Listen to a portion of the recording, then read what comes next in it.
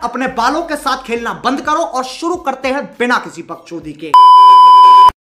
Bike তো অনেকেরই আছে, তাই বলে সবাই কি রাইডার? আমার মতে না, কারণ একজন ভালো বাইক রাইডার হতে গেলে তিনটে জিনিসের দরকার পড়ে। PPS, passion, patience and skill.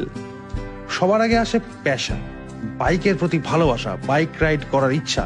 দু চাকায় চড়ে সারা ভারতবর্ষ কেন সারা পৃথিবী ঘুরে দেখবো, এই একটা অদম্য উৎসাহ, চোখ ভরা স্বপ্ন, যেটা একটা মানুষকে বাইকের প্রতি আকৃষ্ট করে। বাইক চালিয়ে কোথাও ঘুরতে যাওয়ার জন্য তাকে বাড়ির থেকে ঠেলে বাইরে বার করে। দ্বিতীয়ত পেশেন্স, মানে ধৈর্য।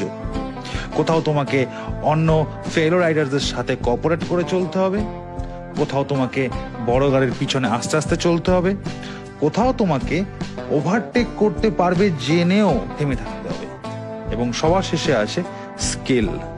আমি পাহাড়ে কিভাবে গাড়ি চালাবো, হাইওয়েতে কিভাবে গাড়ি চালাবো, ওভারটেক কিভাবে করবো, আমার অফ রোডিং কিভাবে করতে হবে, হ্যান্ড সিগন্যাল কি আছে, বিভিন্ন ইকুইপমেন্টস এর ডিটেলস কি আছে, সব আমাকে জানতে হবে। Those are skills.